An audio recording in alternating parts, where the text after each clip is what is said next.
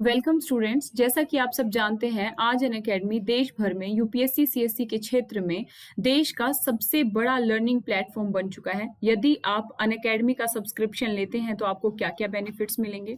आपको मिलेंगी daily live classes, जिसमें आप अपने एडुकेटर के साथ डिस्कशन कर सकते हैं, चैट कर सकते हैं, अपने डाउट क्लियर कर सकते हैं और आंसर पोल की सुविधा भी आपको यहाँ पे मिलती है। इसके अलावा दोस्तों आपको स्ट्रक्चर्ड कोर्सेज मिलेंगे। इसका क्या मतलब है, यानी कि जो यूपीएससी का पीटी और मेंस का सिलेबस है उसके अकॉर्डिंग अनअकैडमी ने अपने पूरे कोर्स को डिजाइन किया है।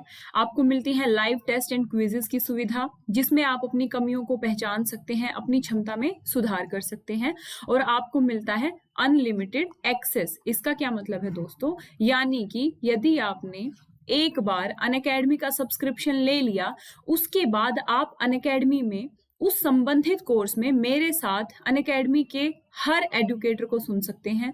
तो आप जब कोई भी सब्सक्रिप्शन लें, प्लस या आइकॉनिक सब्सक्रिप्शन, तो आप ललिता वाईटी कोड का यूज करें। अनअकैडमी पे आपको देश के सबसे बड़े एडुकेटर पढ़ाते हैं। इसके साथ ही दोस्तों अनअकैडमी लर्निंग ऐप डाउनलोड करने के लिए एंड्रॉइड यूजर गूगल प्ले से जाके अनअकैडमी लर्निंग ऐप डाउनलोड करें और Apple user Apple app store से जाके अनअकैडमी लर्निंग ऐप डाउनलोड करें। दोस्तों वहाँ स्पेशल क्लासेस जो बिल्कुल फ्री होती हैं, वहाँ मैं बहुत जल्द पॉलिटी की बेसिक एनसीईआरटी लेके आने वाली हूँ, जो आप लोगों के लिए बहुत फायदेमंद होगी, आप लोगों की अवधारणात्मक समझ को बहुत ही आगे बढ़ाएगी। दोस्तों मैं ललिता, मुझे यूपीएससी के साथ ही एज एन असिस्टेंट प्रोफेसर 7 वर्ष तक पढ़ाने का अनुभव है। जहां तक सिविल सेवाओं के क्षेत्र में मेरे अनुभव की बात की जाए तो मुझे यूपीएससी के साथ ही अलग अलग स्टेट सिविल सर्विसेज के 12 मेंस लिखने का अनुभव है। मुझे इंटरव्यू का भी अनुभव है। मैंने अपना एमए पॉलिटिकल साइंस और इंटरनेशनल रिलेशंस में किया है और मैंने अपना यूजीसी नेट भी पॉलिटिकल साइंस और इंटरनेशनल रिलेशंस में ही क्वालिफाई किया है।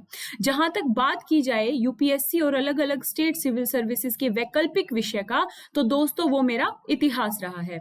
साथ ही दोस्तों मैं आप लोगों को बताना चाहूंगी कि आप मुझे मेरे अनअकैडमी जो चैनल है अनअकैडमी अंडरस्कोर ललिता अंडरस्कोर कुमारी पे जाके फॉलो कर सकते हैं। मेरी डेली क्लासेस की जो पीपीटी है वहां आपको मिल जाएगी और मेरी जो प्रोफाइल लिंक है ललिता दहिया पे जाके आप मुझे स्पेशल क्लासेस मेरी कर सकते हैं, जो कि बहुत जल्द जो अनअकैडमी लर्निंग ऐप है उस पर शुरू होने वाली है। कॉम्प्रिहेंसिव तरीके से अनअकैडमी ने अपने पूरे सिलेबस को डिजाइन किया है दोस्तों, जिसमें आपको क्या क्या मिलता है। आप पॉलिटी, गवर्नेंस एंड आईआर पढ़ते हैं, geography, science and tech, NCERT summary, इसके अलावा दोस्तों इतिहास, optional courses, environment and ecology, art and culture, current affairs, Indian economy, practice and strategy, answer writing courses. दोस्तों अनअकैडमी में सब्सक्रिप्शन लेने के 2 मोड होते हैं, एक प्लस और एक आइकॉनिक। सबसे पहले हम प्लस की बात करेंगे।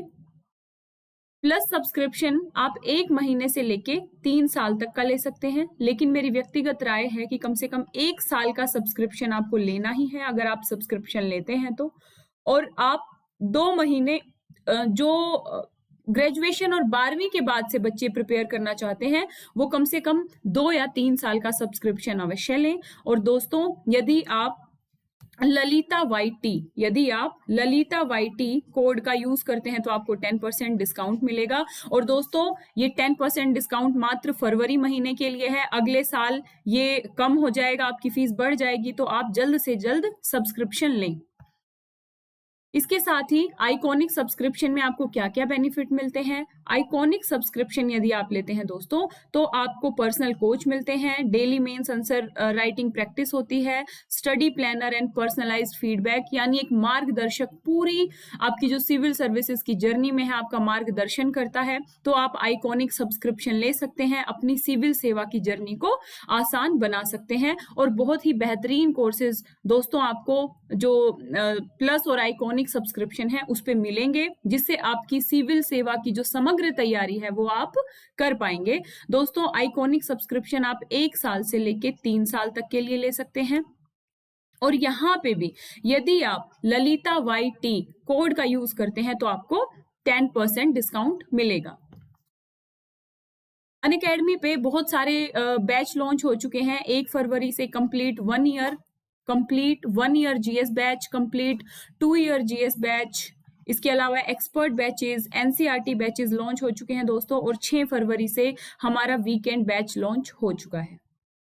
आइकॉनिक प्राइस हाइक होने वाले हैं, जल्द से जल्द आप आइकॉनिक सब्सक्रिप्शन लें, ललिता वाईटी कोड का यूज करें, 10% डिस्काउंट पाएं और मेरे मार्गदर्शन में अपनी सिविल सर्विसेज की जो प्रिपरेशन है उसको आसान बनाएं।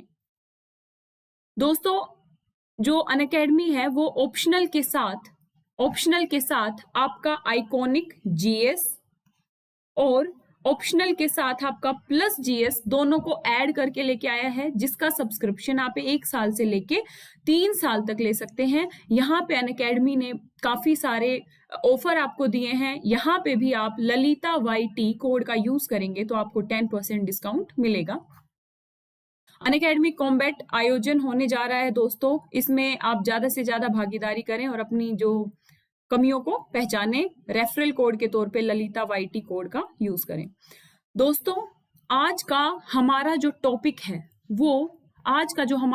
है दोस्तों, यहाँ पे मैं लिख के बताती हूँ आपको, वो पॉलिटी का बहुत ही महत्वपूर्ण टॉपिक है। हम पूरी पॉलिटी जब पढ़ते हैं तो मूल संरचना हम पढ़ते रहते हैं, लेकिन क्या हमने इस पे विचार किया कि इतना जो महत्वपूर्ण सिद्धांत हमारी न्यायिक प्रक्रियाओं के दौरान आया उसका मतलब क्या था?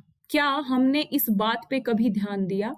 अगर अभी तक आप लोगों ने इस बात पे ध्यान नहीं दिया है तो आज हम अपनी इस क्लास में इस पूरी डिबेट को सुनेंगे और ये क्लास मेरे शुरुआती लेक्चर में लाने का क्या अभिप्राय है दोस्तों, तो मैं आपको बताती हूं कि मूल संरचना, जो हमारे संविधान की मूल संरचना है, उससे पीटी में डायरेक्ट क्वेश्चंस आते हैं।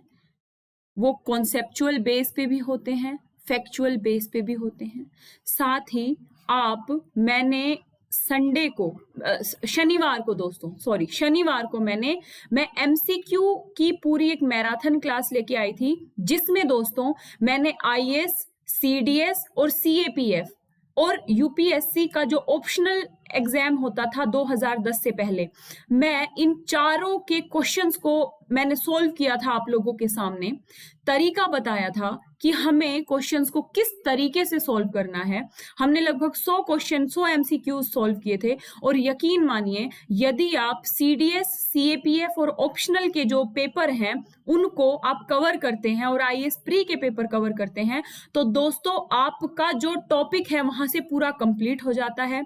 यूपीएससी की टेंडेंसी आप लोगों को समझ में आती है। मैं आप लोगों को, जो मेरे स्टूडेंट्स हैं, मुझे रेगुलर सुनते हैं, मैं आप लोगों से एक विनम्र निवेदन करना चाहूंगी दोस्तों, यदि आपको एमसीक्यू लगाने हैं तो मार्केट के एमसीक्यू लगाने से कहीं बेहतर है कि जो यूपीएससी की विभिन्न परीक्षाओं में क्वेश्चंस पूछे हुए हैं आप उनको लगाएंगे। आप क्या करेंगे? उन एमसीक्यूज को लगाएंगे और बार बार लगाएंगे। आप यकीन मानिए, जब आप उन एमसीक्यू को कम से कम 4-5 बार लगा के गए हैं, समझ के गए हैं, क्वेश्चन में नहीं पे ध्यान दे के गए हैं, आप मेरी एमसीक्यू की क्लास में देखेंगे इस बात को, तो आपके क्वेश्चंस का सही करने की जो परसेंटेज है वो बढ़ जाएगी।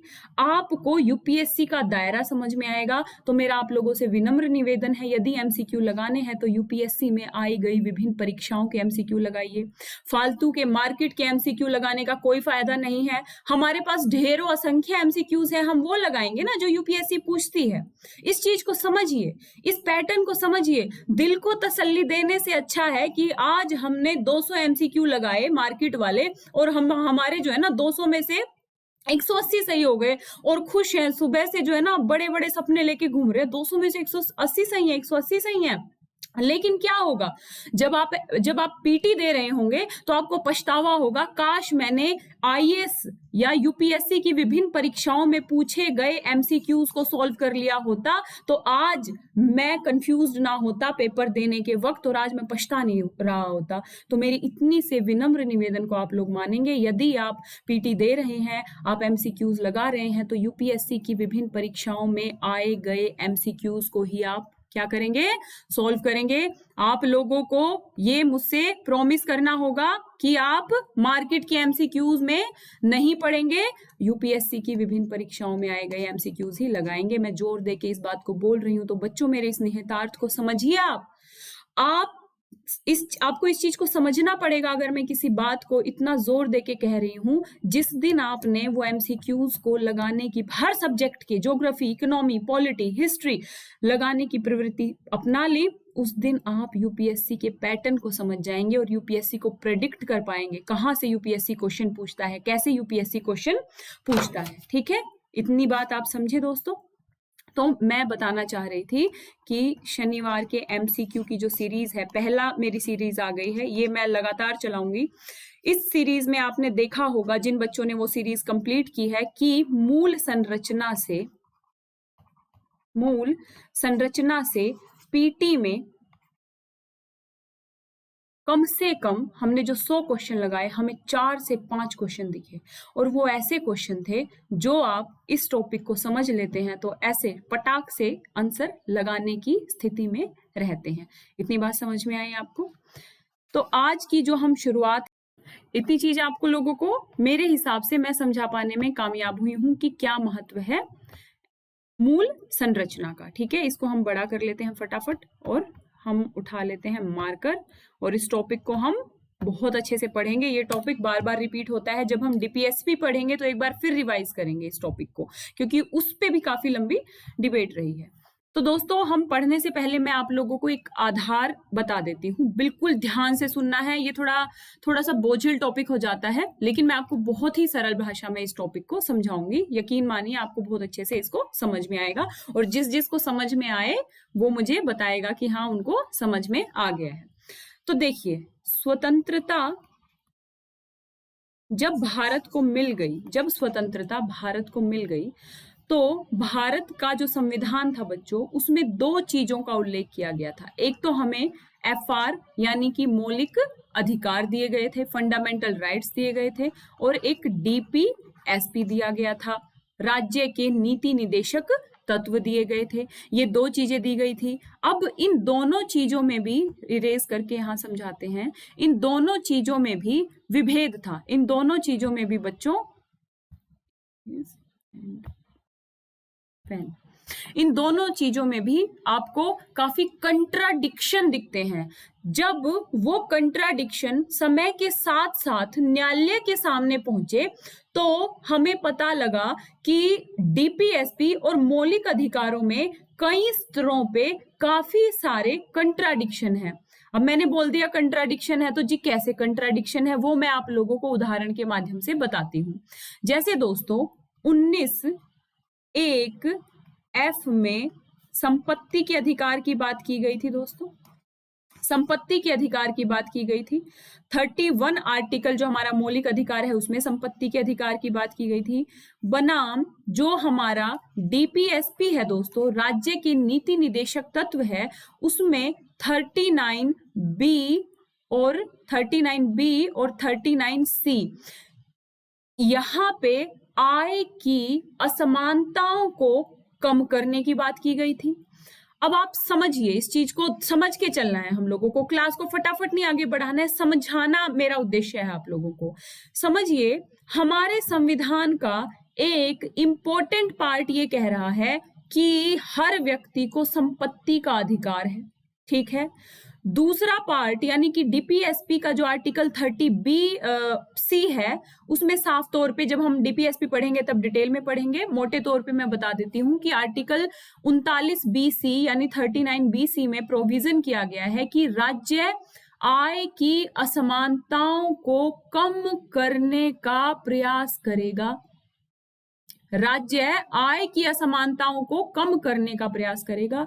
अब आप खुद सोचिए, एक तरफ मौलिक अधिकार कह रहे हैं कि संपत्ति को जोड़ने का अधिकार है, संपत्ति का केंद्रीकरण का अधिकार है, कोई व्यक्ति कितनी भी जोड़े, और दूसरी तरफ कह रहे हैं कि आय की असमानताओं को कम करने का राज्य प्रयास करेगा, धन के संकेंद्रीकरण पर रोक लगाने का जो है राज्य प्रयास करेगा। ये डीपीएसपी में कहा गया।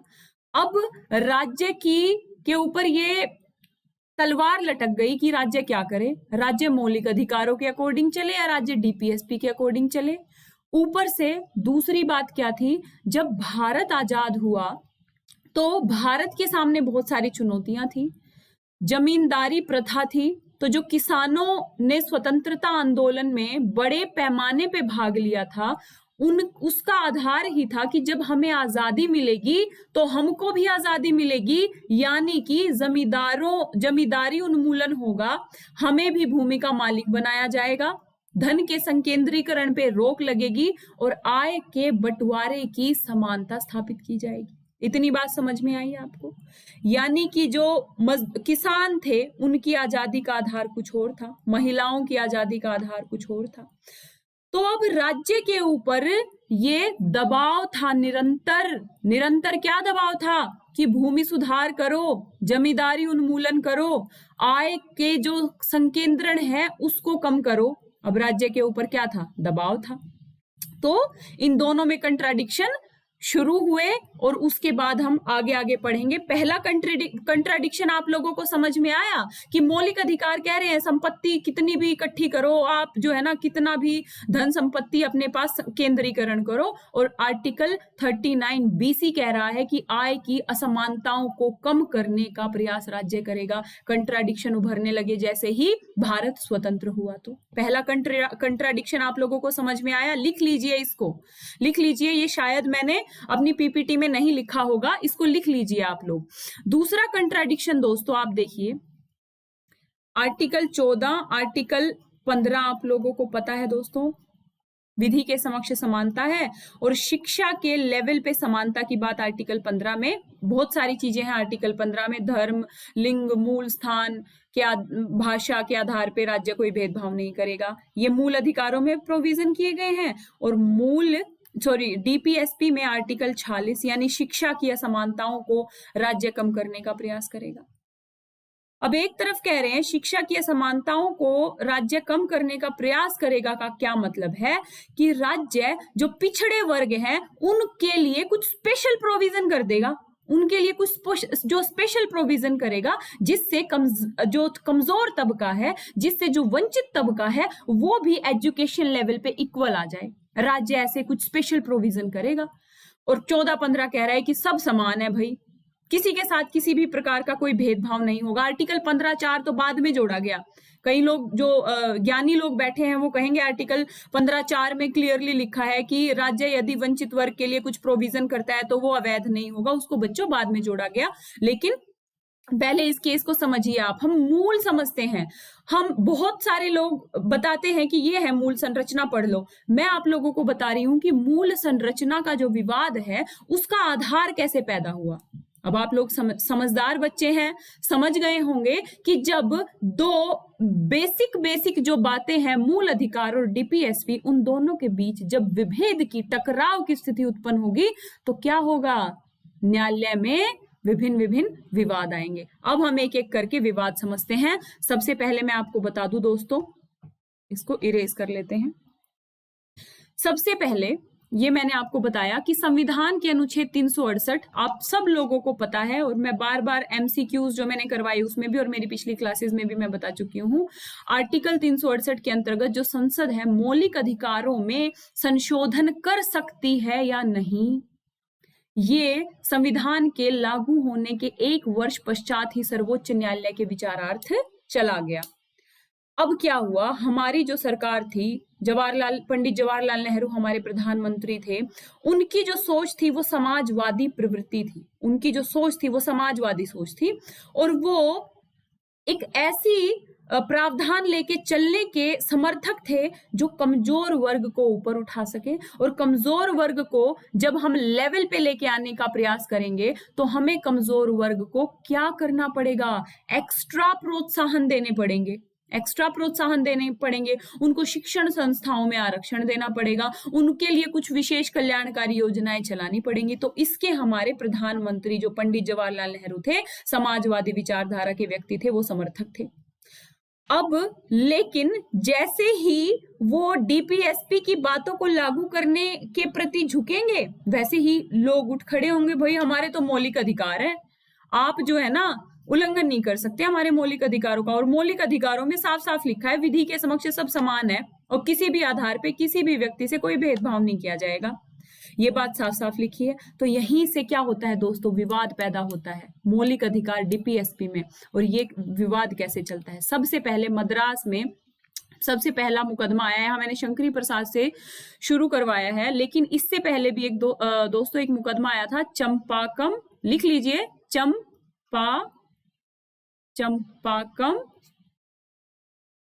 दोराइजन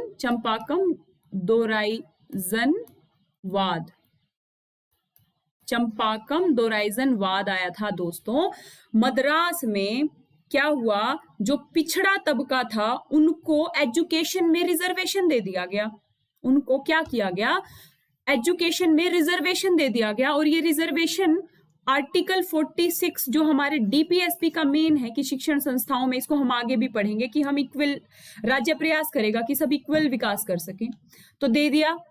अब कुछ जो मूल अधिकारों के समर्थक थे जिन्होंने पढ़ लिया था मूल अधिकारों को, उन्होंने पढ़ा था भाई आर्टिकल 14 है और आर्टिकल 15 है, भाई किसी को जो है ना विशेष अधिकार नहीं दिए जा सकते, तो बहुत गलत हो रहा है, हमारे साथ अन्याय हो रहा है।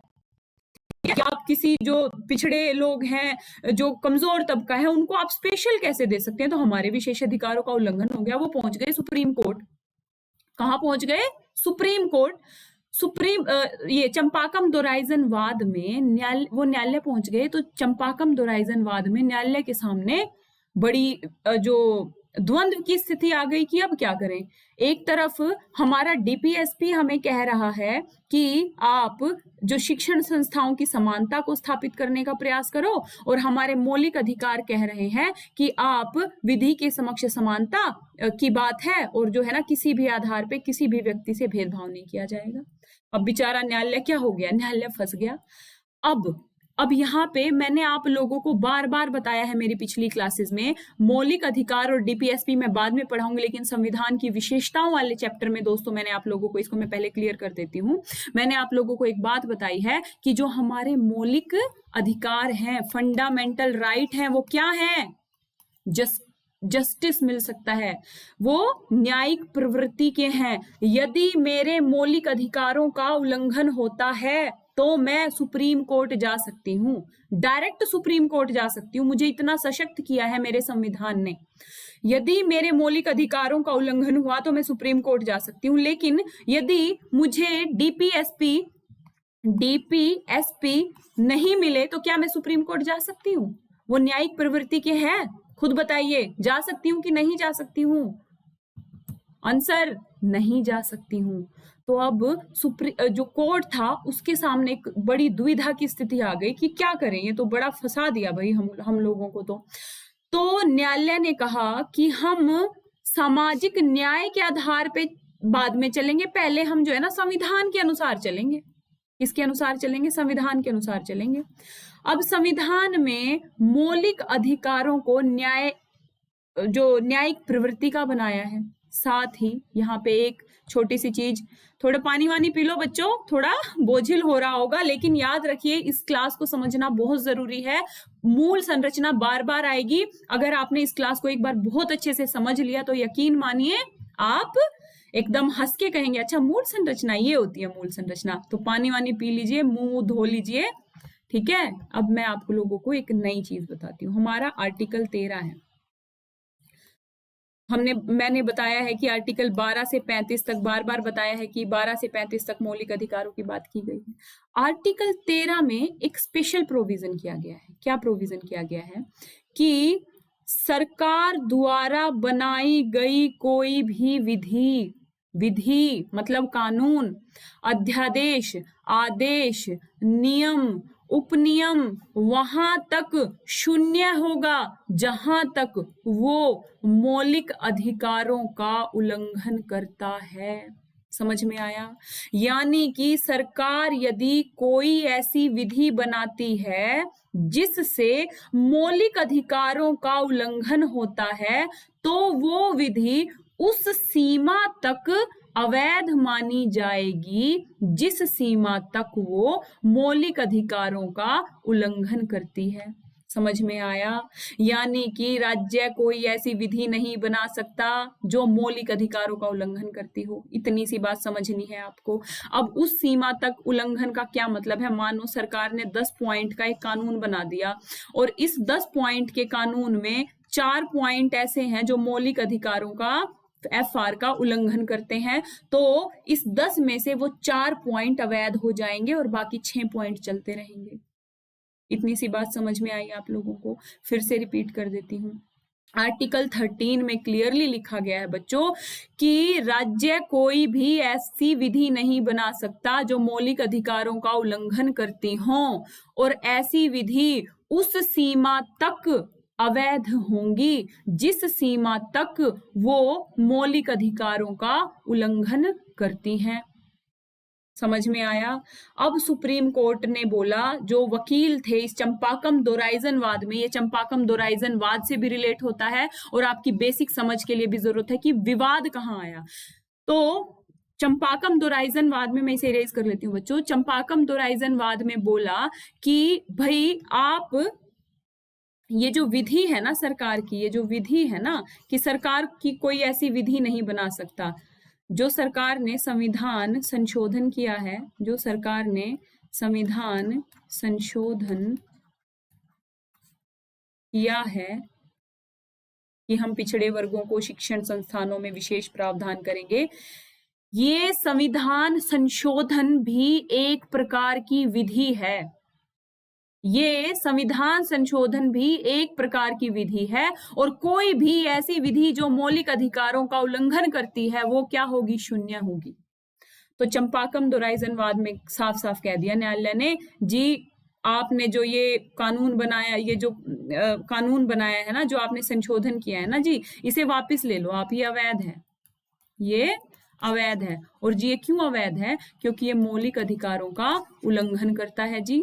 दूसरी बात है जी, ये क्या करता है? आर्टिकल जो 13 है जिसमें साफ साफ कहा गया है कि राज्य कोई ऐसी विधि नहीं बनाएगा जो मौलिक अधिकारों का उल्लंघन करती है, आपका ये संविधान संशोधन भी विधि ही है और ये विधि डायरेक्टली आर्टिकल 14 और आर्टिकल 15 का उल्लंघन कर रही है, तो आपका ये जो है अवैध है। चंपाकम दोराइजनवाद में इतनी बात कह दी गई और कह दिया गया, यहां पे ध्यान देना है, और क्या कह दिया गया कि जब जब मौलिक अधिकार और डीपीएसपी के बीच में, जब जब मौलिक अधिकार और डीपीएसपी के बीच में किसी भी प्रकार का विभेद होगा, ठीक, जब टकराव होगा, तो मौलिक अधिकार हमेशा मान्य होंगे, मौलिक अधिकार हमेशा मान्य होंगे, ऊपर रखा जाएगा डीपीएसपी के।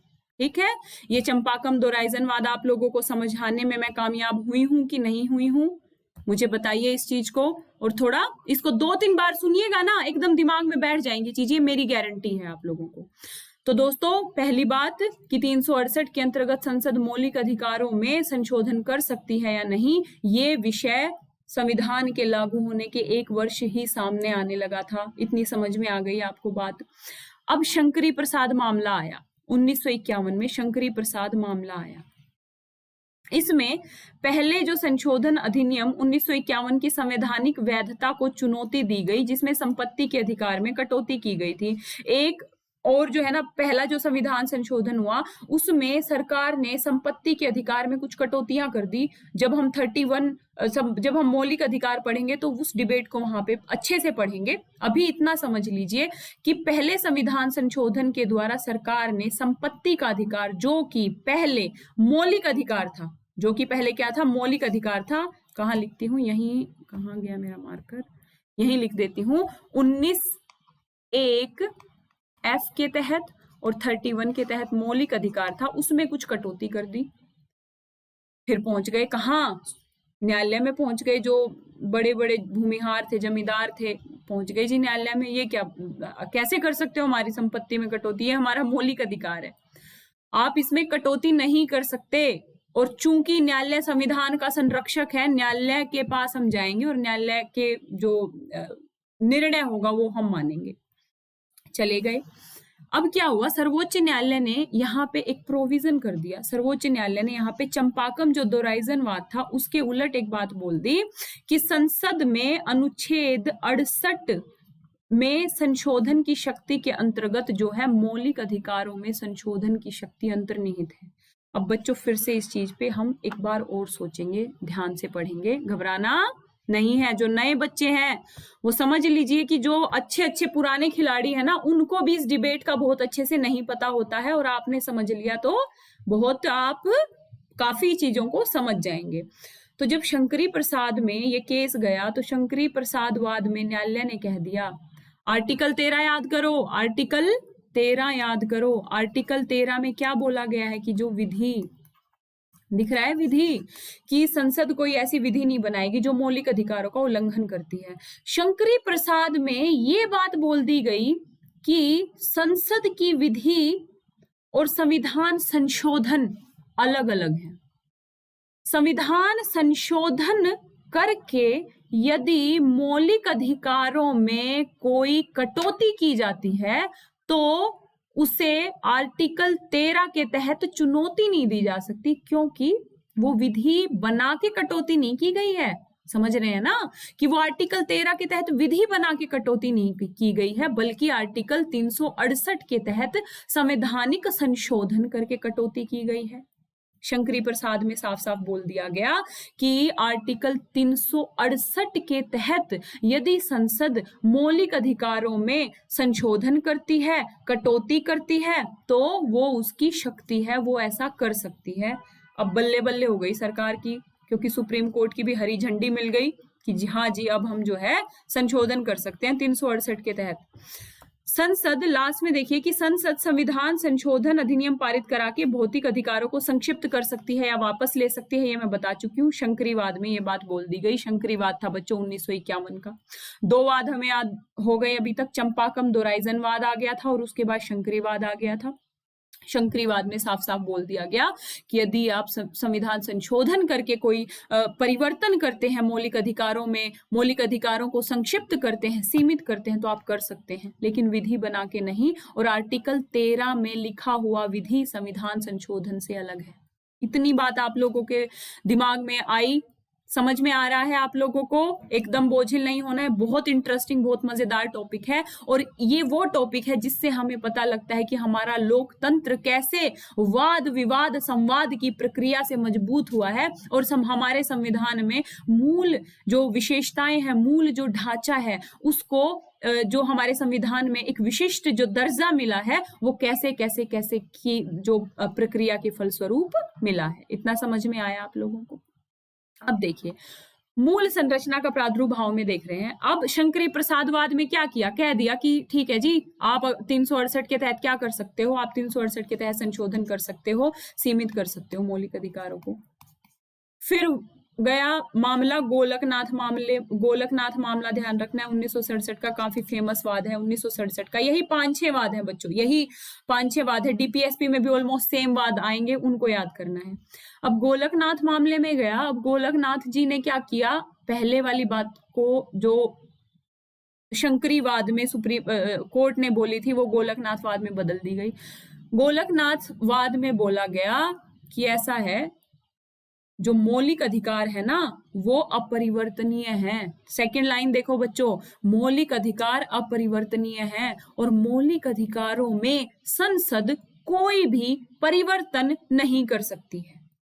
ठीक है, गोलकनाथवाद में बोल दिया गया कि मौलिक अधिकारों में एफआर में संसद कोई भी संशोधन नहीं कर सकती है, चाहे वो संशोधन 368 के तहत ही किया गया हो।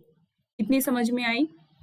अब फिर मामला फंस गया। अब सरकार कह रही है यार ये क्या मजाक बना रही है, न्यायपालिका कभी कुछ कहते हैं कभी कुछ कहते हैं, हम अपने जो डीपीएसपी है उनको लागू नहीं कर पा रहे हैं, हमें कल्याणकारी योजनाओं का क्रियान्वयन करना है, हमें ऐसे वर्गों के लिए आगे आके कुछ काम करने हैं, जिन्होंने आजादी की लड़ाई में इसलिए हमारा साथ दिया था कि उनको आजादी के बाद समानता मिलेगी, उनको आजादी के बाद कुछ विशेष रियायतें मिलेंगी, उनको हम आजादी के बाद समाज की मुख्य धारा में शामिल करने के लिए कुछ विशेष प्रावधान करेंगे। अब सरकार कह रही है ड्रामा लगा रखा है आप लोगों ने। तो अब गोलकनाथवाद ने कह दिया कि भाई नहीं कर सकते हो आप मौलिक अधिकारों में परिवर्तन, और आपको ये शक्ति है ही नहीं। और यहां तक कह दिया गोलकनाथवाद में कि यदि आपको मौलिक अधिकारों में संशोधन करना है तो दोबारा संविधान सभा बुलाओ, वो संविधान सभा बैठेगी, तब आप कोई मामला निकालेगी, तब जाके आप कर सकते हो। तो मौलिक अधिकार अपरिवर्तनीय है, संसद किसी भी सूरत में मौलिक अधिकारों में परिवर्तन नहीं कर सकती, साफ साफ कह दिया गोलकनाथवाद में। अब आइए यहाँ पे हम देख चुके हैं, इसलिए संसद मौलिक अधिकारों में ना तो कटौती कर सकती है ना वापिस ले सकती है। समझ में आया? चंपाकम दोराइजन समझ में आ गया, शंकरीवाद समझ में आ गया, गोलकनाथवाद समझ में आ गया। और यहाँ पे गोलकनाथवाद में बोला बच्चों, जो आर्टिकल 13 मैं बार बार समझा रही हूं कि कैसे आर्टिकल 13 इस मुद्दे से जुड़ता है और बहुत इंपॉर्टेंट है, कि संवैधानिक संशोधन अधिनियम की अनुच्छेद 13 के आशयों के अंतर्गत एक कानून है, इसलिए किसी भी मौलिक अधिकार का उल्लंघन करने में सक्षम नहीं है। क्या मतलब है? गोलकनाथ में ये बोल दिया गया कि जो, एक बार इरेज करके समझा दूं, अच्छे से समझ में आ रहा है ना आप लोगों को? बहुत इंपॉर्टेंट टॉपिक है बच्चों, ये बहुत इंपॉर्टेंट टॉपिक है।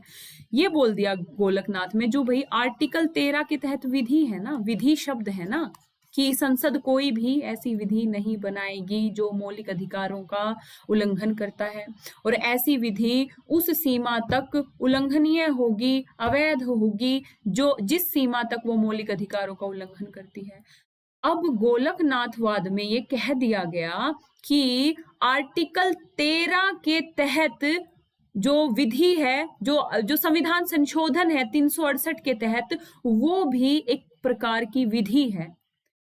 समझ में आया कि आर्टिकल 368 के तहत जो संवैधानिक संशोधन किया है, जो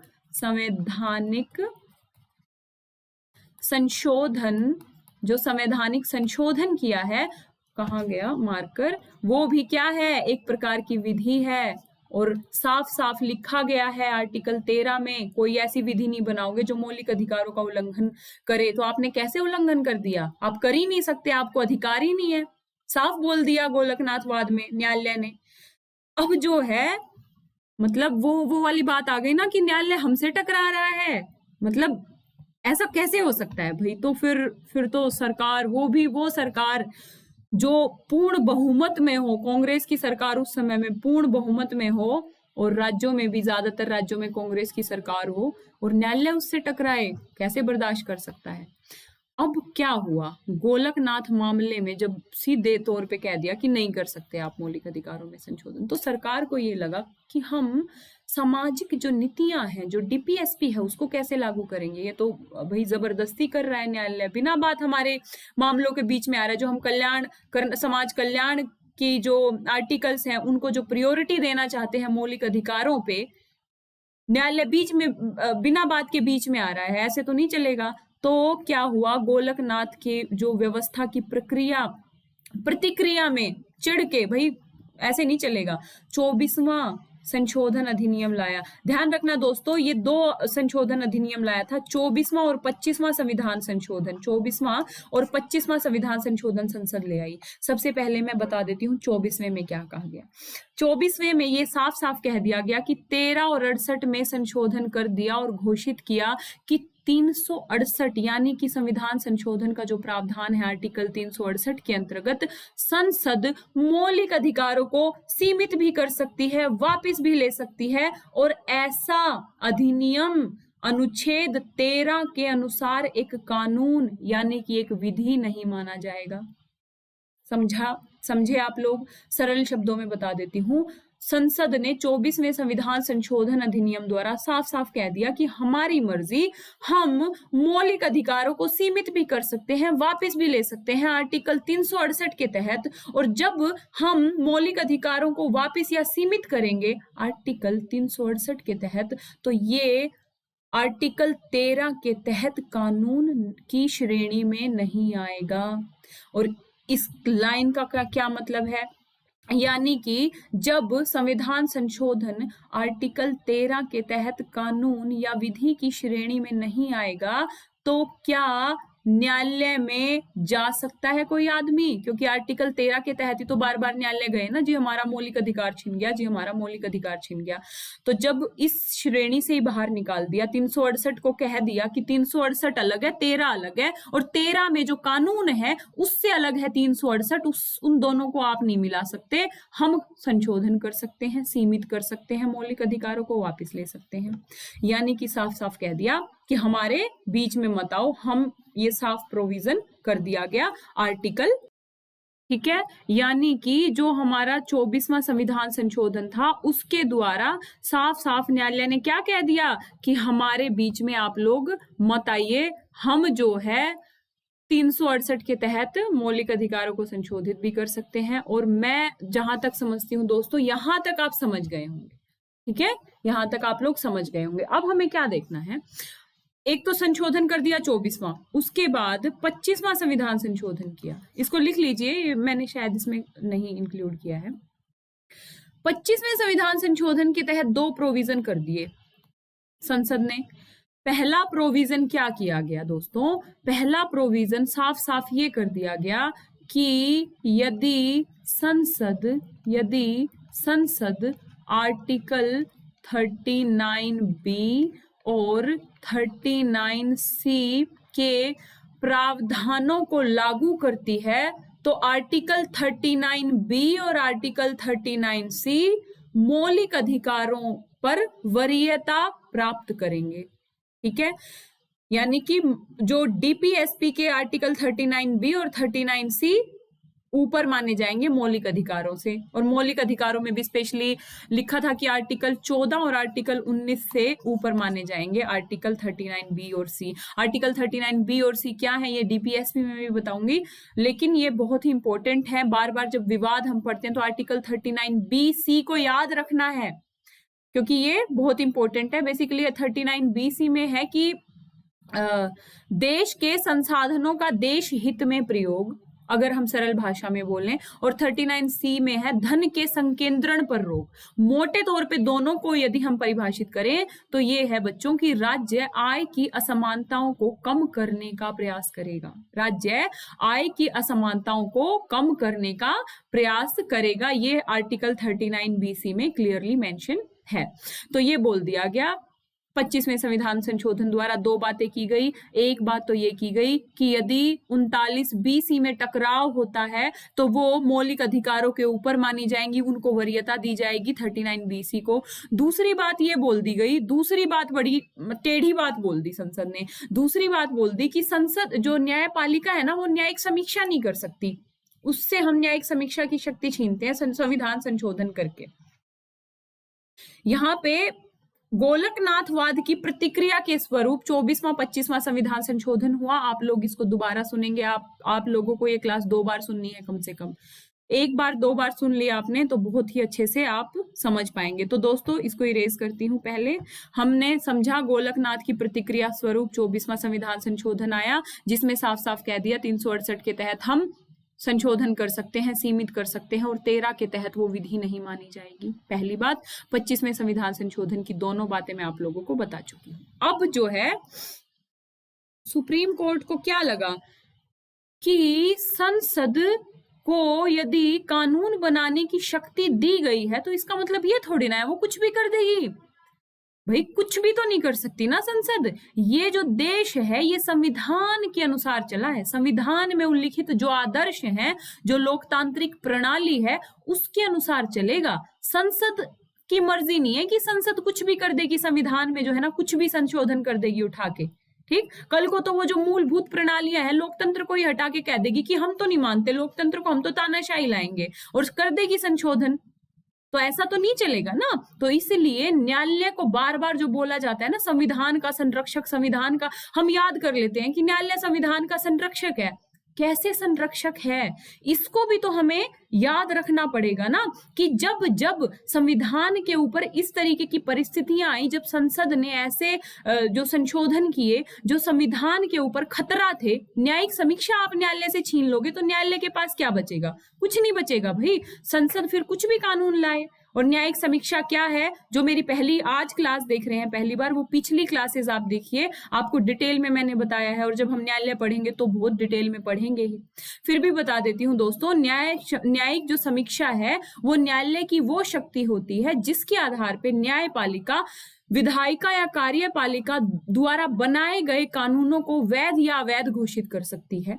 यानी कि यदि संसद ऐसे कानून बनाती है जो संविधान का जो ढांचा है उसका उल्लंघन करता है, तो न्यायपालिका उन कानूनों को अवैध घोषित करती है। और यहाँ पे क्या किया, 25वें संविधान संशोधन का जो पार्ट 2 था उसमें क्या किया, संसद ने कह दिया आपको न्यायिक समीक्षा का अधिकार नहीं है जी, हमें करने दो, हम अपनी मर्जी के मालिक है, संसद अपनी मर्जी की मालिक है, हम जो कानून बनाएंगे वो मान्य होगा, और फालतू में ना हमारे बीच में मत आओ, आप हमको अपना काम करने दो।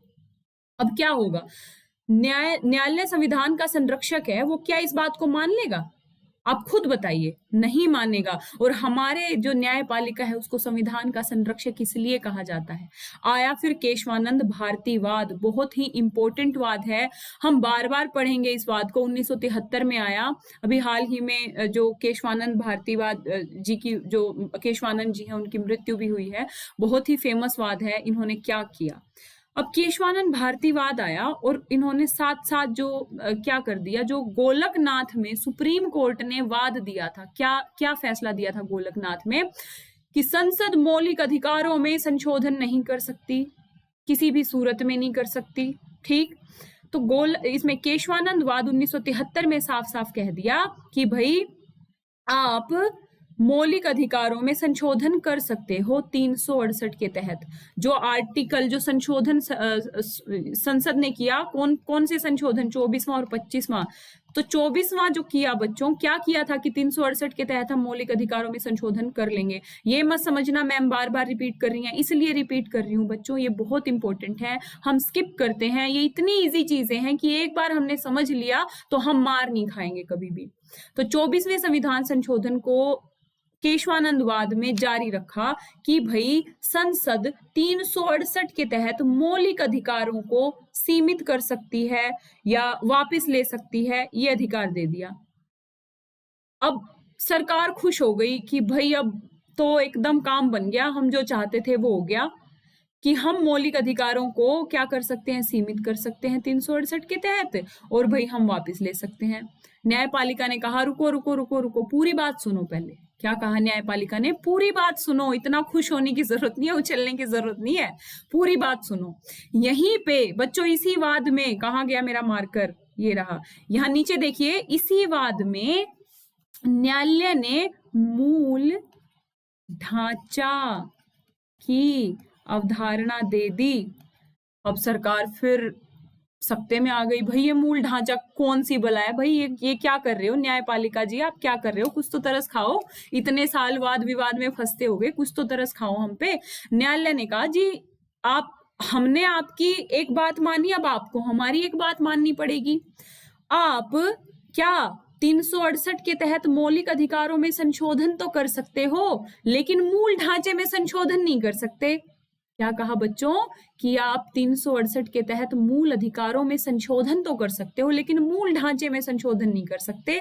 और यहीं से मूल ढांचे की अवधारणा का जन्म होता है। सर्वोच्च न्यायालय ने, मैं आपको बता चुकी हूं, मेरा मार्कर ये रहा, सर्वोच्च न्यायालय ने बच्चों नया सिद्धांत दे दिया, मूल ढांचे की, मूल संरचना, बेसिक स्ट्रक्चर, ये बार बार पूछता है, बेसिक स्ट्रक्चर की अवधारणा दे दी और साफ साफ बोल दिया कि 368 के तहत संसद के संवैधानिक अधिकारों से संविधान की मूल संरचना को बदलने की शक्ति नहीं देते।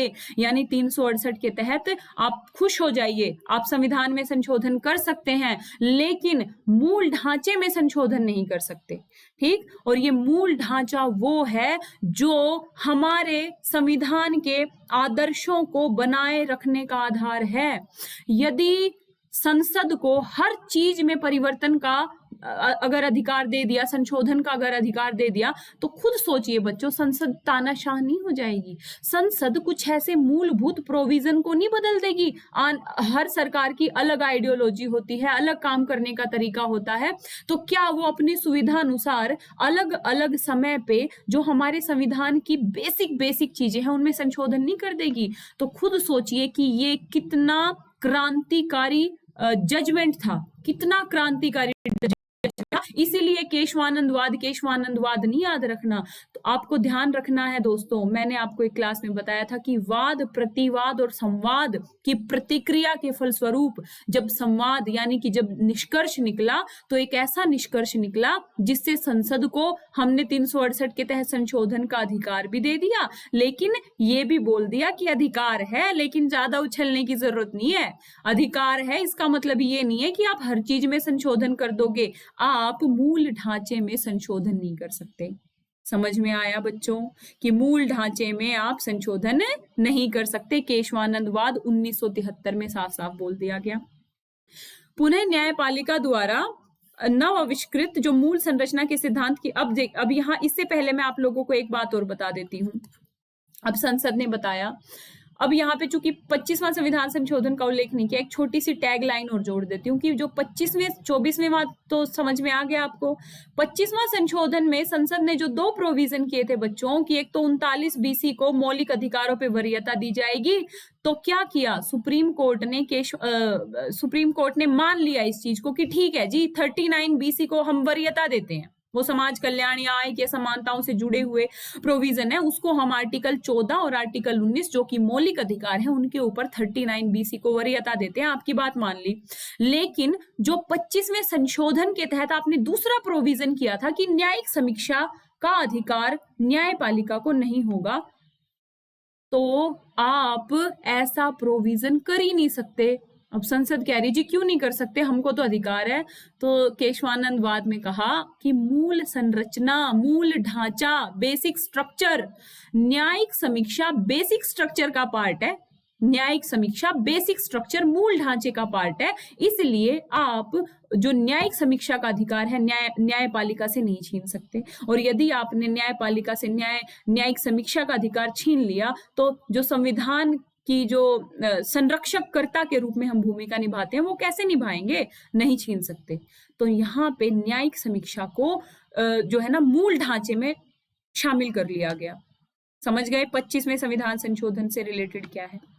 अब जब कह दिया मूल ढांचा की बात आई, तो अब संसद फिर गुस्से में आ गई। संसद को लगा मतलब यार कुछ भी चल रहा है, न्यायपालिका तो कुछ नहीं करने देगी हमको।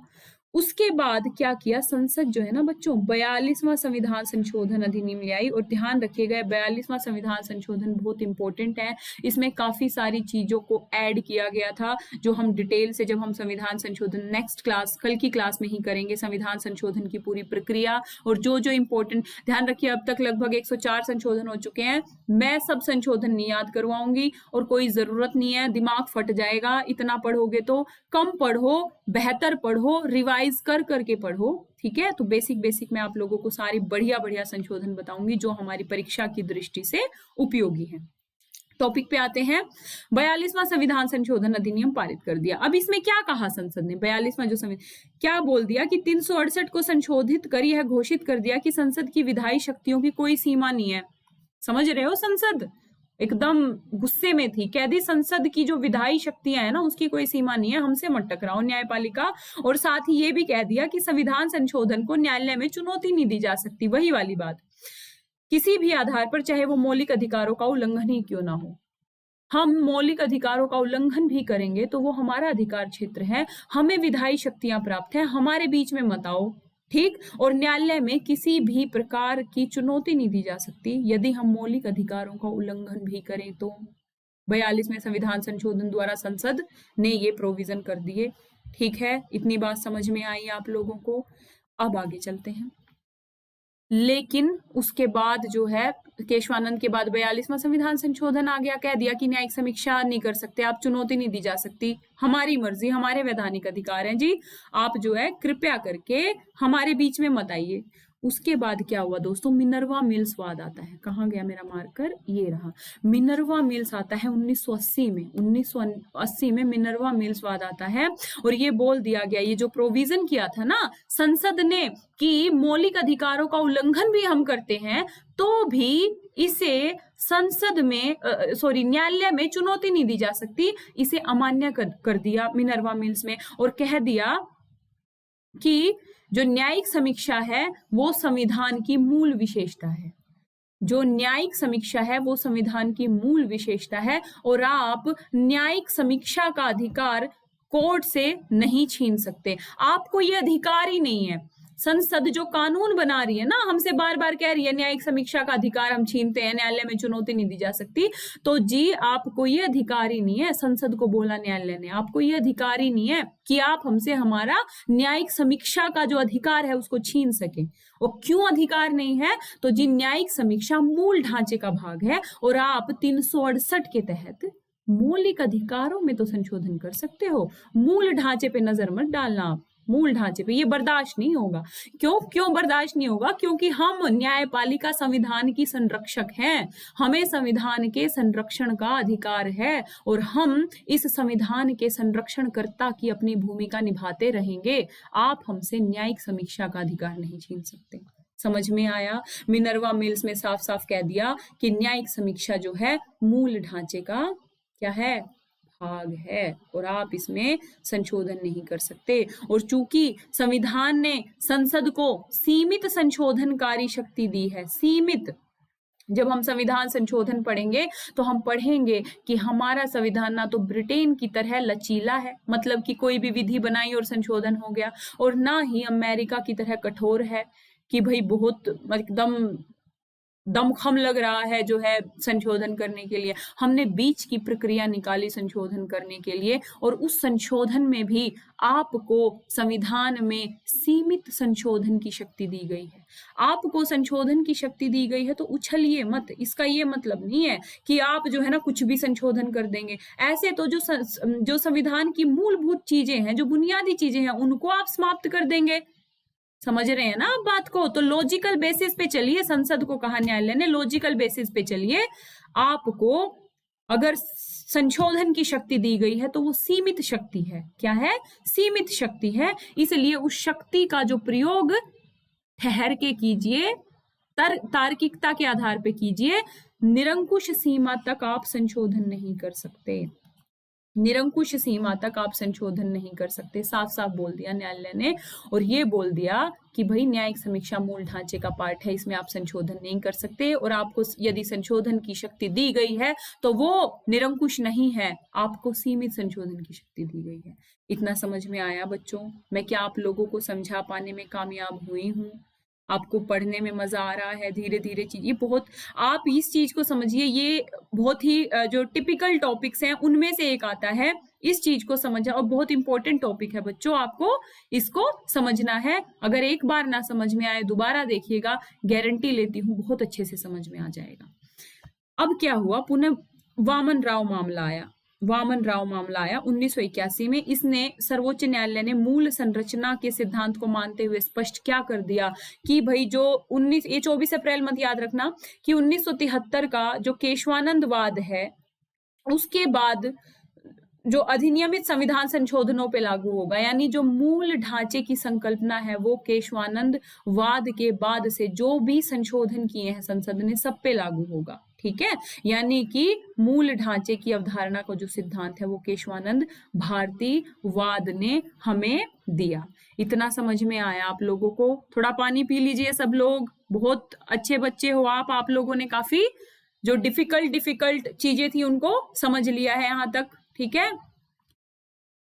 उसके बाद देखिए, अब एक बार या क्विक रिवीजन बाद में करें, अभी कर लें, बाद में करते हैं। ठीक है, इकट्ठा करेंगे, अभी आगे चलते हैं।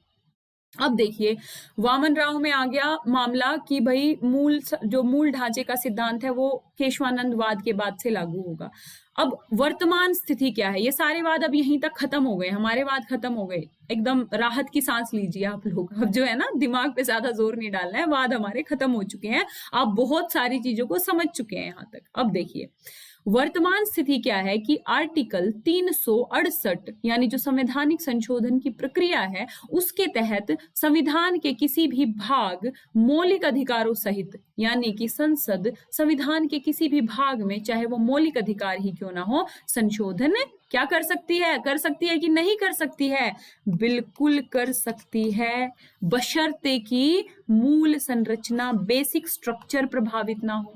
आप मौलिक अधिकारों में संशोधन तो कर सकते हो, लेकिन बेसिक स्ट्रक्चर, मूल संरचना प्रभावित नहीं होनी चाहिए। आप मूल संरचना में संशोधन नहीं कर सकते। बस इतनी सी लाइन याद रखनी है। वर्तमान संदर्भ की स्थिति ये है कि संसद 368 के तहत संशोधन कर सकती है, मूल संरचना में संशोधन नहीं कर सकती। ठीक। उसके बाद सर्वोच्च न्यायालय द्वारा परिभाषित अथवा स्पष्ट किया जाना कि मूल संरचना के घटक कौन कौन से हैं। अब संसद ने पूछा कि भाई ठीक है, मान लेते हैं आपकी बात, भाई आप संविधान के संरक्षक हो, न्यायपालिका जी आपकी बात मान लेते हैं, लेकिन ये बताओ ये मूल संरचना है क्या? तो न्यायालय ने ये बोला कि ये मूल संरचना क्या है, ये हम समय समय पे जो निर्णय देंगे उसमें हम शामिल करते जाएंगे, आपको बताते जाएंगे क्या क्या मूल संरचना है। विभिन्न फैसलों के आधार पे मूल संरचना और इसके घटकों की पहचान की जा सकती है और अलग अलग फैसलों में न्यायालय द्वारा अलग अलग चीजों को मूल ढांचे की परिकल्पना, बेसिक स्ट्रक्चर के जो दायरा है उसमें शामिल कर लिया गया। जैसे कल की क्लास जब हमने पढ़ी थी प्रस्तावना वाली, तो उसमें हमने देखा था एसआर बॉम्बई केस में जो परिसंघीय संकल्पना, जो संघीय संकल्पना है, सरकार का प्रजातांत्रिक स्वरूप है, ऐसे कुछ चीजों को बेसिक स्ट्रक्चर में शामिल किया। इतना समझ में आया। अब हम देखते हैं कि वर्तमान समय तक क्या क्या चीजें बेसिक स्ट्रक्चर में शामिल है, मूल ढांचे में शामिल है। अब इसमें भी मैं आप लोगों को एक छोटी सी चीज बताऊंगी दोस्तों, कि जब हम बेसिक स्ट्रक्चर को याद करेंगे तो संविधान को देखिए ध्यान से, जो संविधान की ऐसी विशेषताएं हैं, जो आधार है हमारे संविधान का, जो आधार है, वो सब बेसिक स्ट्रक्चर की पार्ट होंगी। एक एक करके देखते हैं। सबसे पहली विशेषता, कहाँ गया मेरा हाइलाइटर? सबसे पहली विशेषता है संविधान की सर्वोच्चता, यानी कि बार बार बोल बोल के बता चुकी हूं कि संविधान क्या है, सर्वोच्च है। अगर संसद ये कह दे कि भाई हम जो है ना, हम नहीं मानेंगे संविधान को, हम नहीं मानेंगे संविधान को, तो आप ऐसा कर ही नहीं सकते, आपको ऐसा अधिकार ही नहीं है, क्योंकि भारत में संविधान की सर्वोच्चता का सिद्धांत लागू है। भारत में संविधान सर्वोच्च है और संविधान की सर्वोच्चता का जो नियम है बच्चों, वो मूल ढांचे का भाग है। आप इसमें चाह के भी परिवर्तन नहीं कर सकते। समझ में आया? तो संविधान की सर्वोच्चता बेसिक स्ट्रक्चर है। दूसरा है भारतीय राजनीति की सार्वभौम लोकतांत्रिक और गणराज्यात्मक प्रकृति। अब यदि सरकार कहे कि भाई हम तो नहीं मानते लोकतंत्र को, हम तो तानाशाही लाएंगे, बहुत हो गया लोकतंत्र, देख लिया हमने 72 साल लोकतंत्र को, अब हम कुछ दिन तानाशाही ला के देखते हैं, तो आप ऐसा कर ही नहीं सकते, आपको अधिकार ही नहीं है, क्योंकि लोकतंत्र को मूल ढांचे में शामिल कर दिया गया है। आप इस प्रणाली की तरफ देख भी नहीं सकते, परिवर्तन करना तो दूर की बात है। ठीक है, तो लोकतांत्रिक प्रवृत्ति मूल ढांचे का भाग है। गणराज्यात्मक प्रवृत्ति कह दे कि राष्ट्रपति जो है ना अब से वंशानुगत होगा। राष्ट्र मतलब हमको ना ये वंशानुगत और ये सब चीजें सोच के भी हंसी आती है। क्यों? क्योंकि भारत विश्व का सबसे बड़ा लोकतंत्र है। भारत को जो विरासत में लोकतांत्रिक जो एक प्रणाली मिली है, जिसको हमने 72 सालों की जो प्रक्रिया में और सहेजे रखा है, हम उसके अलावा दूसरी प्रणाली को सोच भी नहीं सकते। ठीक है, सोच भी नहीं सकते कि वंशानुगत प्रणाली भारत में आए। आप कैसे सोच सकते हो? ठीक, तो गणतंत्रात्मक प्रकृति जो है वो मूल ढांचे का पार्ट है, आप इसमें संशोधन नहीं कर सकते। समझ में आया? यानी संविधान की सर्वोच्चता, लोकतंत्रात्मक और गणराज्य पद्धति मूल ढांचे का भाग है।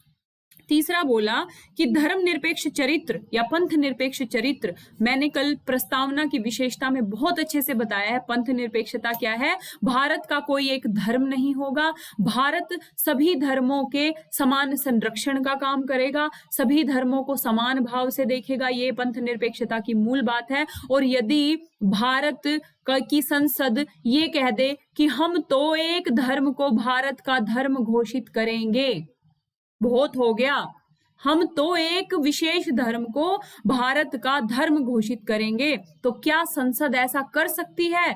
कदापि नहीं कर सकती, क्योंकि मूल जो धर्मनिरपेक्ष चरित्र है भारत का, उसको मूल ढांचे की परिकल्पना में शामिल कर लिया गया है। यानी कि संसद इसको देख भी नहीं सकती, नहीं छेड़ सकती, ना संशोधन कर सकती है। समझ में आया? यानी कि जो भारत का मूल जो पंथ निरपेक्ष चरित्र है वो बेसिक स्ट्रक्चर का पार्ट है। तीसरा, विधायिका, कार्यपालिका, न्यायपालिका के बीच शक्ति का विभाजन। जो हमारी संसदीय प्रणाली है, या हम विधायिका, कार्यपालिका और न्यायपालिका के बीच जो एक विभाजन है, हम यदि इसमें परिवर्तन करें, हम विधायिका को कार्यपालिका को हम ज्यादा मजबूत बना लें न्यायपालिका के ऊपर, तो ऐसा नहीं चलेगा जी। सिस्टम है, सिस्टम को हमने मूल ढांचे में ढाल दिया, उस सिस्टम में आप बेसिक चेंजेस नहीं कर सकते। समझ में आया दोस्तों? यानी कि हमने अभी तक 4 चीजें देखी। संविधान की सर्वोच्चता देखी, बेसिक स्ट्रक्चर, लोकतंत्रात्मक पद्धति देखी, गणतंत्रात्मक व्यवस्था देखी, पंथ निरपेक्ष चरित्र देखा, और कार्यपालिका, विधायिका और न्यायपालिका के बीच जो शक्तियों का विभाजन है वो भी बेसिक स्ट्रक्चर का भाग है। इतना समझ में आया आप लोगों को? अब संविधान का संघीय स्वरूप, संविधान का संघीय स्वरूप। अब संसद कह दे कि हमें तो और अधिकार चाहिए, हम एकात्मक व्यवस्था लाएंगे, एकात्मक व्यवस्था लाएंगे तो देश का विकास बेहतर तरीके से होगा। तो सपने देखना छोड़ दीजिए।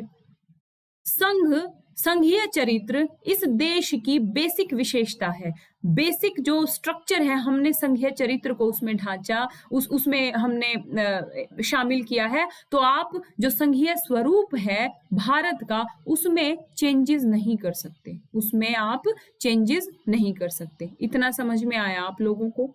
ठीक है। उसके बाद राष्ट्र की एकता और अखंडता। राष्ट्र की एकता और अखंडता एक ऐसा स्वरूप है जिसमें आप संशोधन नहीं कर सकते। राष्ट्र की एकता, अखंडता प्रस्तावना में मैं बहुत अच्छे से बता चुकी हूँ, ये भी हमारी जो मूल ढांचे का भाग है। ठीक है। और कैसे राष्ट्र की एकता, अखंडता, राष्ट्र की जो एकता, अखंडता कहीं ना कहीं हमारा जो राष्ट्र निर्माण की प्रक्रिया है उसके लिए बेस है बच्चों। ठीक, तो वो भी हमारे बेसिक स्ट्रक्चर का पार्ट है, संसद उसमें संशोधन नहीं कर सकती। उसके बाद एक और चीज ऐड कर दी, कल्याणकारी राज्य, सामाजिक आर्थिक न्याय। अब जो प्रस्तावना में भी बताया था, फिर बता देती हूं कि सामाजिक आर्थिक न्याय की स्थापना के लिए राज्य कुछ कल्याणकारी नीतियों को अपनाता है। जैसे बहुत सारी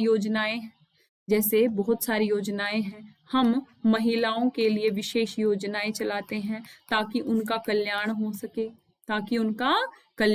सके।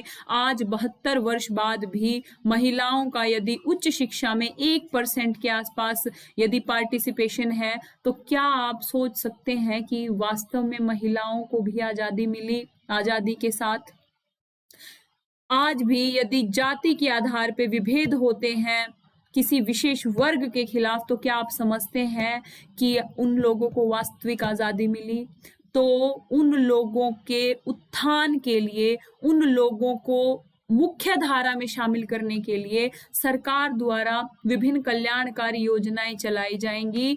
सकारात्मक भेदभावपूर्ण कार्यवाही, यानी कि एक ऐसा तबका जिसको समाज की मुख्य धारा में शामिल करने के लिए सरकार कुछ विशेष प्रयास करती है, वो सरकार ये कह दे कि अब बहुत हो गया, अब हमें किसी भी वर्ग का कोई ठेका नहीं है, हम वो अपने आप उभरे, हम जो है सिर्फ विकास पे ध्यान देंगे, हम कल्याणकारी जो चरित्र है हमारा, हम उसको आज से जो है हम उसका त्याग करते हैं। वो है ना बाहुबली में, मेरा वचन ही है शासन, कि हम आज से कल्याणकारी योजनाओं को छोड़ते हैं, हम नहीं अपनाएंगे जी। तो आप ऐसा नहीं कर सकते। सामाजिक आर्थिक न्याय की जो संकल्पना है वो बेसिक स्ट्रक्चर का भाग है दोस्तों। तो आप महिलाओं के लिए, जो एससी हैं, एसटी हैं, पिछड़े जो वर्ग हैं, उनके लिए, इसके साथ ही क्या आप वृद्धों के लिए, आप दिव्यांगों के लिए, आप दिव्यांगों के लिए क्या विशेष प्रोविजन करेंगे? ये हमारा बेसिक स्ट्रक्चर है। इतना ध्यान रहेगा, कल्याणकारी राज्य या सामाजिक आर्थिक न्याय भी बेसिक स्ट्रक्चर का भाग है, मूल ढांचे का भाग है। न्यायिक समीक्षा साफ साफ बिल्कुल अच्छे से समझाया है, पूरी क्लास देखना। जो हमारा मिनर्वा मिल्स वाद आया 1980 में, साफ साफ कह दिया कि भाई न्यायिक समीक्षा मूल ढांचे का भाग है, इसे देखना भी मत, ठीक है, देखना भी मत, क्योंकि संविधान संरक्षण न्यायपालिका का काम है और न्यायपालिका उस काम को करेगी, हर हालत में करेगी। और आप जो है ना फालतू के ऐसे ऐसे संवैधानिक संशोधन मत लाओ कि हमें मजबूर होना पड़े ऐसे ऐसे डिसीजन देने के लिए। तो आप भी अपना काम सीमित तरीके से करो, हमें भी अपना काम करने दो जी। समझ में आया आप लोगों को? उसके बाद व्यक्तिगत स्वतंत्रता और गरिमा, अगर आप कह दो कि जो है अभिव्यक्ति की आजादी नहीं है, व्यक्तिगत स्वतंत्रता और गरिमा की जो आपको अधिकार नहीं है, तो आप हमसे नहीं छीन सकते, सीधी सी बात है। हमको गरिमा में पूर्ण जीवन जीने का अधिकार है, हमको व्यक्तिगत स्वतंत्रता, हमको अभिव्यक्ति की आजादी, हमको विचारों की आजादी है। बस उसमें एक टैग लाइन जो मैंने प्रस्तावना में अभिव्यक्ति की स्वतंत्रता के दौरान बताई थी कि हम ऐसी अभिव्यक्ति नहीं कर सकते जिससे राष्ट्र की एकता अखंडता को खतरा हो, जिससे समाज में अराजकता फैलने का डर हो।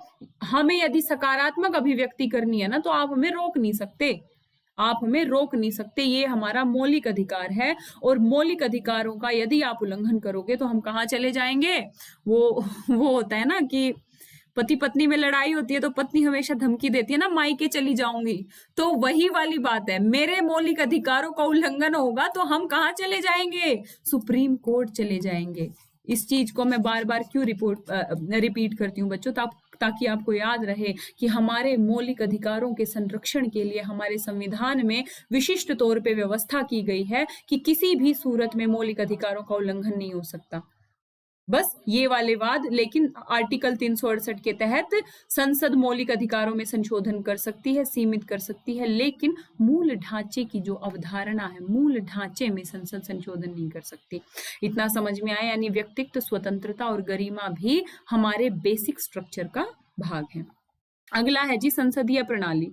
अब संसद कहे कि हम जो है ना संसदीय प्रणाली से थक गए हैं, हम तो अध्यक्षात्मक प्रणाली लेके आएंगे। अध्यक्षात्मक प्रणाली क्या है मैं बताऊंगी, अलग से टॉपिक में बताऊंगी कि भाई राष्ट्रपति शासन प्रणाली भी बोलते हैं, अध्यक्षात्मक प्रणाली लेके आएंगे। तो नहीं जी, संसदीय प्रणाली को भी मूल ढांचे में शामिल किया गया है। संसदीय प्रणाली याद आते ही जो मेरे क्लासेस को निरंतर सुन रहे हैं उनके दिमाग में क्या याद आना चाहिए? आर्टिकल 75(3), यानी कि मंत्री परिषद सामूहिक रूप से लोकसभा के प्रति उत्तरदायी है, यानी सामूहिक उत्तरदायित्व का सिद्धांत मंत्री जो संसदीय प्रणाली है उसकी महत्वपूर्ण विशेषता है। एक बात बता दी मैंने, लेकिन संसदीय प्रणाली मूल ढांचे की विशेषता है, मूल ढांचे में शामिल है। समझ में आया? उसके बाद कानून का शासन। दोस्तों, कानून के शासन को प्रस्तावना वाले चैप्टर में मैंने बताया है। कानून का शासन का मतलब क्या है कि गरीब से लेकर अमीर तक हर व्यक्ति कानून के सामने समान है, कानून के सामने हर व्यक्ति समान है। किसी भी व्यक्ति के साथ कहाँ लिखें, इसको इरेज कर लेते हैं।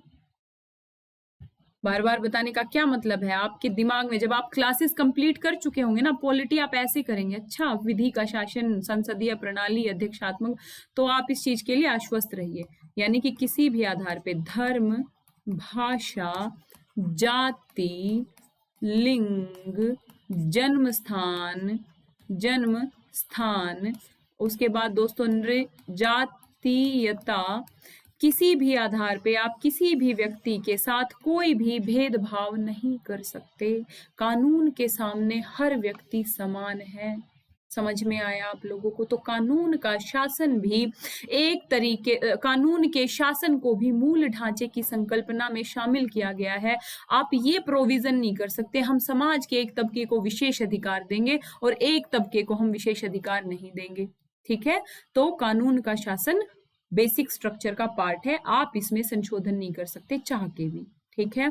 उसके बाद मौलिक अधिकारों तथा नीति निदेशक सिद्धांतों के बीच संतुलन का सिद्धांत। इसमें जब हम ये डीपीएसपी पढ़ेंगे तो हम पूरी ये जो डिबेट्स हैं फिर से पढ़ेंगे, उसमें एक दो चीजें और ऐड होंगी जिसमें फाइनली मिनर्वा मिल्स बाद में ये डिसीजन दे दिया गया था कि जो मौलिक अधिकार हैं और जो डीपीएसपी हैं वो एक ही जो रथ है उसके पहिए हैं, दोनों में बैलेंस होना बहुत जरूरी है। ना तो मौलिक अधिकारों को वरीयता दी जा सकती है, ना जो है डीपीएसपी को वरीयता दी जा सकती है, दोनों के बीच संतुलन का सिद्धांत लागू कर दिया गया और इसको बेसिक स्ट्रक्चर में शामिल कर लिया गया। यानी मौलिक अधिकार और राज्य के नीति निर्देशक तत्वों के बीच जो संतुलन का सिद्धांत है वो बेसिक स्ट्रक्चर का पार्ट है। इतनी सी बात समझ में आई आप लोगों को। उसके बाद स्वतंत्र और निष्पक्ष चुनाव। स्वतंत्र और निष्पक्ष चुनाव बेसिकली ये भी हमारे जो बेसिक स्ट्रक्चर है उसका पार्ट है। आप जो हमारी चुनाव प्रणाली है उसमें परिवर्तन नहीं कर सकते। स्वतंत्र तरीके से चुनाव होगा, निष्पक्ष तरीके से चुनाव होगा, और इसके लिए स्वतंत्र निकाय जब हम पढ़ेंगे तो उसमें हम पढ़ेंगे जो हमारा नीचे देखिए निर्वाचन, दोबारा लिखती हूँ, निर्वाचन आयोग। निर्वाचन आयोग जो क्या करता है 324 आई थिंक 324 में निर्वाचन, स्वतंत्र और निष्पक्ष निर्वाचन, इसे क्लियर कर लेती हूँ पहले। स्वतंत्र और निष्पक्ष जो निर्वाचन आयोग है दोस्तों उसकी व्यवस्था की गई है 324 में। और जो स्वतंत्र और निष्पक्ष निर्वाचन है वो जो मूल ढांचा है उसका पार्ट है, आप उसमें परिवर्तन नहीं कर सकते। समझ में आया आप लोगों को। और न्यायपालिका की स्वतंत्रता, जैसा कि बार बार बोला कि भाई जो सुप्रीम कोर्ट ने बार बार बोला कि बीच में हमारे मामलों में मत फंसिए साहब, आप अपना काम कीजिए, हमें अपना काम करने दीजिए। न्यायपालिका जब स्वतंत्र रहेगी, यहाँ पे लिख देती हूं, जब न्यायपालिका स्वतंत्र रहेगी तभी क्या कर पाएगी, तभी क्या कर पाएगी, संविधान का संरक्षण, तभी क्या कर पाएगी, संविधान का संरक्षण कर पाएगी। तो न्यायपालिका की स्वतंत्रता किसका पार्ट है, मूल ढांचे का भाग है। आप न्यायपालिका की स्वतंत्रता को कम नहीं कर सकते। और दोस्तों जब हमने संविधान की विशेषता में एकीकृत और स्वतंत्र न्यायपालिका वाला टॉपिक देखा था, उसमें हमने ये भी देखा था कि संविधान में विशिष्ट प्रोविजन किए गए हैं जिससे न्यायपालिका की स्वतंत्रता बिल्कुल आश्वस्त रहे, एक तरीके से न्यायपालिका स्वतंत्र रूप से काम कर सके। इसके लिए हमारे संविधान में विशिष्ट जो प्रावधान है वो किए गए हैं कि भाई इनकी जो इनका वेतन भत्ते वो संचित निधि पे भारित होंगे, इनके जो क्रियाकलाप है उनके विषय में संसद में चर्चा नहीं होगी। इसके अलावा जो इनको हटाने की प्रक्रिया है वो पूरा एक प्रोसेस पालन करके ही इनको हटाया जा सकता है, यदि संसद चाहे तो इनको ऐसे ही नहीं हटा सकती। तो इस तरीके के प्रोविजन, न्यायपालिका की स्वतंत्रता के जो प्रोविजन है दोस्तों वो हमारे संविधान में भी विशिष्ट तौर पे किए गए हैं। और न्यायपालिका की स्वतंत्रता जो है मूल ढांचे का पार्ट है। और मूल ढांचे का पार्ट है, इसका क्या मतलब है कि संसद यदि चाहे कि हम न्यायपालिका की स्वतंत्रता को कम कर दे तो वो संसद के बस की बात नहीं है। क्यों बात नहीं है? क्योंकि संसद मूल ढांचे में संशोधन नहीं कर सकती है। सोचिए एक बार कि ये जो मूल ढांचे की अवधारणा है ये कितनी विशिष्ट अवधारणा है। केशवानंदवाद में एक कितनी विशिष्ट अवधारणा हमारे जो पॉलिटिकल जो प्रक्रिया है उसमें शामिल कर दी गई, जिसने हमारे जो संविधान की लोकतांत्रिक जो एक आदर्श है, जो हमारे संविधान के लक्ष्य हैं, उनको किस तरीके से जीवित रखा। ठीक है, तो बहुत ही स्पेशल मूल ढांचे की अवधारणा जो है ये बहुत ही स्पेशल एक प्रोविजन है। ठीक है, इसके अलावा दोस्तों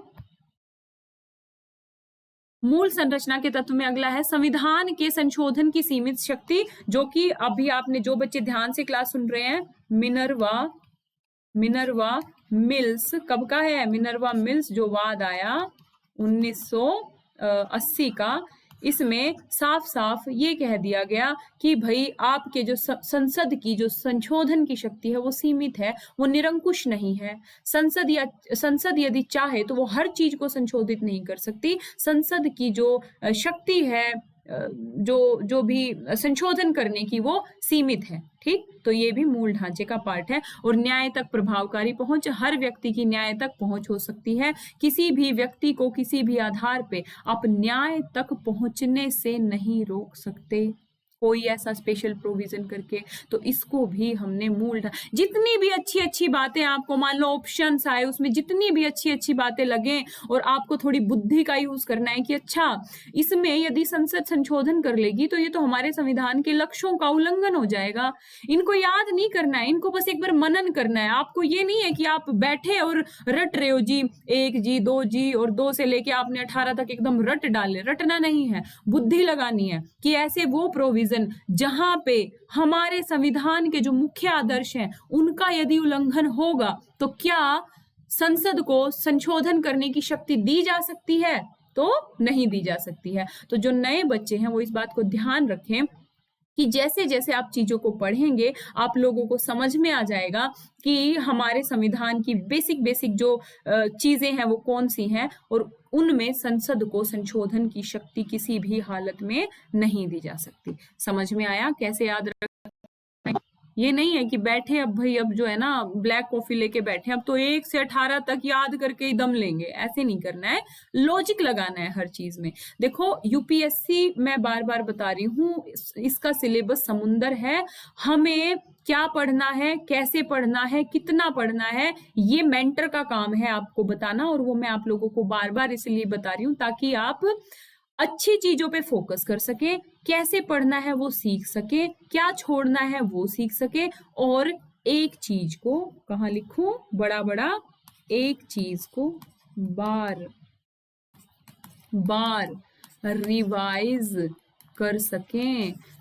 बच्चों 10 किताबें पढ़ने से बेहतर है एक किताब को 10 बार पढ़ना, इस बात को ध्यान रखना।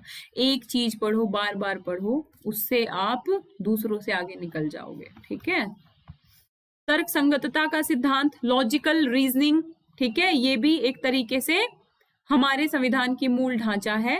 और आर्टिकल 32, 136, 141, 142 ये सब हम जब हाई कोर्ट, सुप्रीम कोर्ट और हाई कोर्ट वाला टॉपिक पढ़ेंगे उसमें पढ़ेंगे।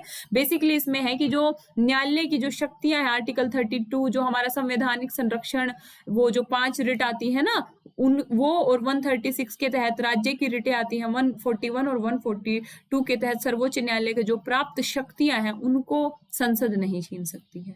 समझ में आया? अब एक फटाफट मैं क्या करवाती हूँ, पूरी क्लास खत्म होने के बाद एक क्विक रिवीजन जो कि 5 मिनट का होता है, लेकिन एक पूरी चीज आपको रिवाइज हो जाती है। समझ में आया कि किस तरीके से जब संविधान आजाद हुआ दोनों के बीच, मौलिक अधिकार और डीपीएसपी के बीच विरोधात्मक स्थिति उभरी। सबसे पहले चंपाकम दोराइजनवाद याद रखना है, उसमें साफ साफ न्यायालय ने बोल दिया कि मौलिक अधिकार मान्य होंगे, और जो आर्टिकल 46 को लागू किया गया है शिक्षण संस्थानों में जो विशेष प्रावधान दिए हैं उसको सरकार वापस ले ले, हम मौलिक अधिकारों को मानेंगे। शंकरी प्रसादवाद में न्यायालय ने क्या कहा, 1951 का था बच्चों, इसमें न्यायालय ने क्या कहा कि संसद यदि चाहे तो आर्टिकल 368 के तहत मौलिक अधिकारों को सीमित कर सकती है, वापस ले सकती है, संशोधन कर सकती है। और जो आर्टिकल 13 के तहत विधि है वो अलग है और संविधान संशोधन अलग है। यानी कि यदि विधि बना के संसद जो मौलिक अधिकार हैं उनमें संशोधन करती है तो वो अवैध होगा, लेकिन यदि संसद संविधान संशोधन करके मौलिक अधिकारों में संशोधन करती है तो वो वैध होगा। समझ में आया शंकरी प्रसाद? अब आते हैं हमारे गोलकनाथ जी। गोलकनाथवाद में साफ साफ बोल दिया गया कि भाई संसद को किसी भी सूरत में मौलिक अधिकारों में परिवर्तन करने का अधिकार नहीं है।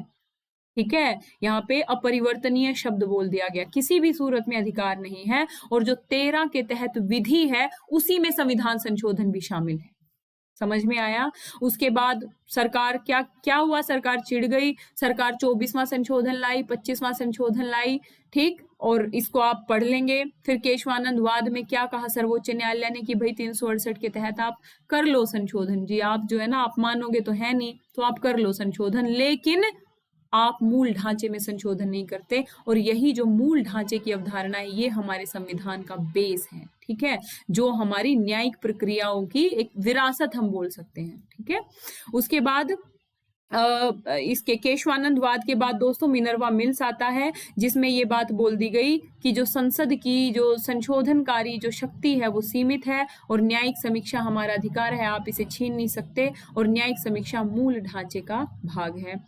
उसके बाद वामन राव मामले में ये बात बोल दी गई स्पष्ट तौर पे कि जो केशवानंदवाद था 1973 का, उसके बाद से जो मूल ढांचे की अवधारणा है उसके बाद से सभी संशोधनों पे लागू होगी। सरकार ने यदि कुछ ऐसे मामलों में संशोधन किया है जो मूल ढांचे का पार्ट है, तो उन संशोधनों को न्यायपालिका यदि चाहे तो अवैध घोषित कर सकती है। इतनी बात समझ में आई आप लोगों को।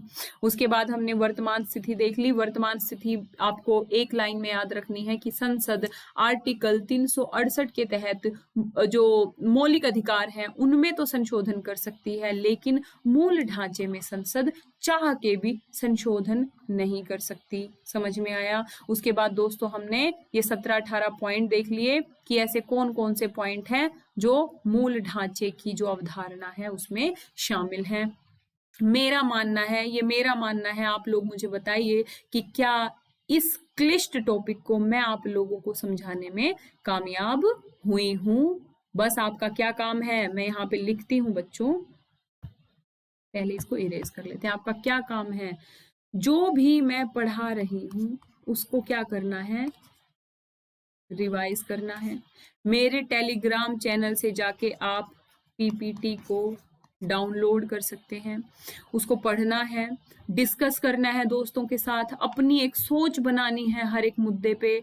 ठीक है, एक मैटर को पढ़ना है, बार बार पढ़ना है, बार बार पढ़ना है। आपको अपने एडुकेटर पे भरोसा करके चलना पड़ेगा। यकीन मानिए आपके एडुकेटर्स आपके लिए आपसे ज्यादा मेहनत करते हैं, तो आपको अपने एडुकेटर पे भरोसा रखना पड़ेगा। तो दोस्तों यदि आप प्लस या आइकॉनिक सब्सक्रिप्शन लेते हैं तो ललिता YT कोड का यूज करें, आपको 10% डिस्काउंट मिलेगा। और दोस्तों मुझे मेरे टेलीग्राम चैनल unacademy_ललिता_कुमारी, मैं उसे unacademy_ललिता_कुमारी पे जाके मुझे फॉलो करें। वहां पे आपको हर क्लास की PDF फॉर्म में जो PPT है वो अवेलेबल होगी, डाउनलोड कीजिए, रिवाइज कीजिए, उत्साह से पढ़ते रहिए और जो अपनी सिविल सर्विसेज की जर्नी है उसको मंजिल तक पहुंचाएंगे साथ में मिलके। तो आप इस चैनल को लाइक, शेयर और सब्सक्राइब करें। तो दोस्तों आज की क्लास का अंत करते हैं। ओके, जय हिंद, जय भारत।